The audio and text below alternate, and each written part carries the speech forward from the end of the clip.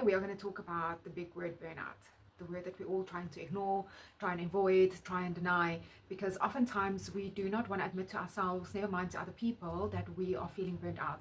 Because unfortunately, there's been a stigma created that burnout is weakness, burnout is you can't keep up with the pace, burnout is you're failing.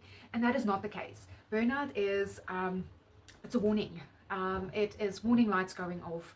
It's bells and whistles going off to tell us to change direction, to change patterns, to change habits, to change thinking processes, whatever it is, but it is something that's showing us that change is needed in our lives. Okay, it doesn't mean failure. It just basically means something needs to change, and it needs to change quickly. All right, so let's just quickly look at what the term burnout, where it actually came from. So Herbert Friedenberger, yes, coined the original technical definition of burnout in the 1970s already. So burnout is not a new thing. It's been going on for a very, very long time that we as humans have had to deal with it. But we've just been avoiding it because of the whole failure stigma around it. And he added 3 components to it. Depersonalization. So it's when you start separating yourself emotionally from your work instead of investing in it, and when your work starts feeling meaningless. Okay. I think we've all been there where we kind of wake up and like, what the heck is the point of all of this? Okay. Then number 2 is the decreased sense of accomplishment, working harder and harder while feeling that what you are doing is making less and less of a difference.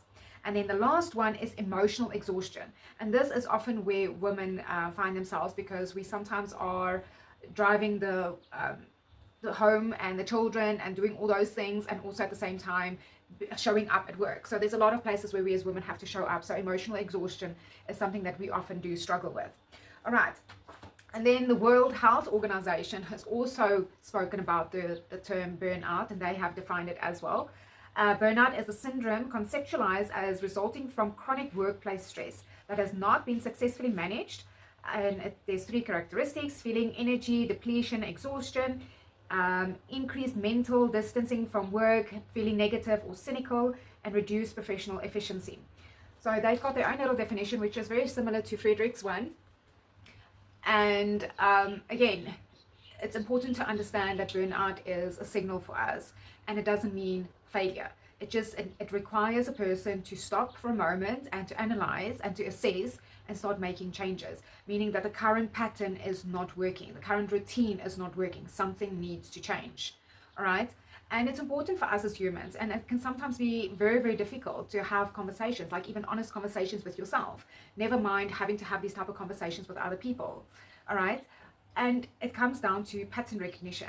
We all have habits. We all have patterns in our lives that has been formed since childhood, circumstances, things like that have formed patterns and belief systems in our lives. And it's time to start looking at these and start recognizing them and changing them. You can only change a pattern or a behavior or a belief in your life if you've actually recognized it. So the first part is to recognize the change that is needed in your life, and then to assess it and make the change. Okay. This brings me to another topic: visualization. Oftentimes we go through visualization, and visualization can be a very beautiful tool when you have goals in your life. But visualization can also go into like a toxic side when we ignore the emotions that visualization stir up.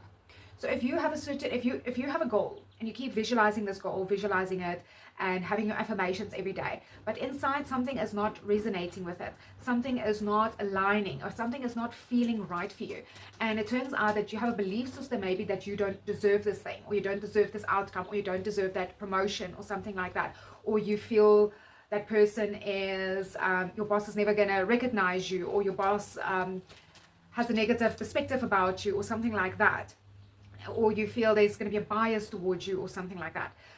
Those emotions need to be dealt with as well, because if you start ignoring those emotions, then your visualization is not quite going to produce the results you want. You're going to keep pushing for something, but your emotions are misaligned, your belief systems are misaligned. So it's important to look at your emotions, at the emotions that are stirred up during your visualization time period.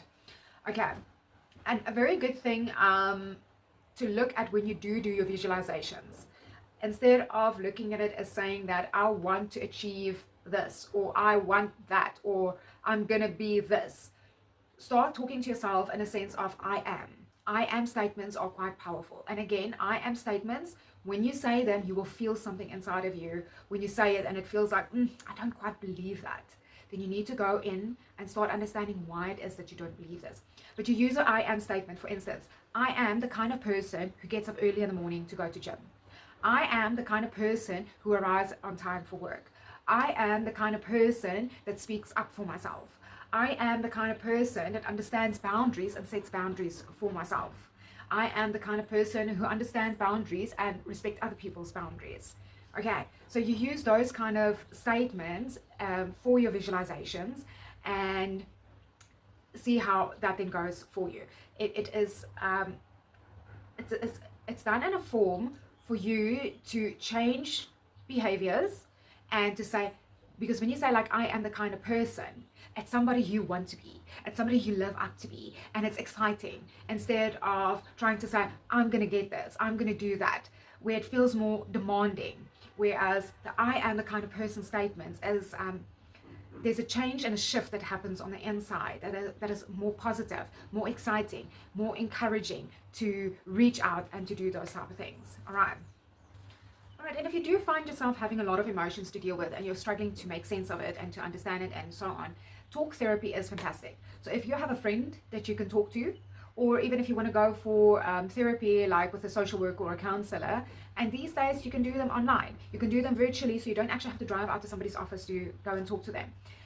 Just the important thing with regards to therapy is that there has to be a time limit to how long therapy can go on. So therapy cannot go on for long periods of time constantly. There has to be breaks in between, right? Because the purpose of therapy is to help a person see the things in their life and then for them to make the changes in their life. All right. So, and don't be shy for talk therapy. It's a great tool, and it's sometimes great to have somebody to just go and offload in a judgment-free environment and just offload everything and talk things through. And sometimes you get really good perspectives out of it and things to think about. All right. And then another thing that helps a lot also with stress, and it helps with your mood regulation, is exercise. Any type of exercise that increases your heart rate releases dopamine into the body, which is the happy hormone. All right. So when you can, go get some exercise. Even if you are standing in your office and you are fortunate to have an office where you're closed, you can stand on one spot and just run for a few minutes and so on, just to get the heart rate going. That exercise is a really good mood lifter and a booster as well, and also very good for managing stress. And then there's other things like Pilates and yoga and more relaxing type of exercises, which also have a benefit to the body. So there's a lot of tools that we can use. A lot of tools out there. Each tool is slightly different to another one, and it depends on your time and it depends on your preference. So there's a lot of things that you can do to help you manage your stress. Just it's very important to look at your visualizations, making sure that your visualizations on the positive side, that you are not ignoring those emotions, that it doesn't become toxic for you, and that you are honest with yourself. Somebody long ago told me one of the hardest things for any human being to do is to be honest with themselves.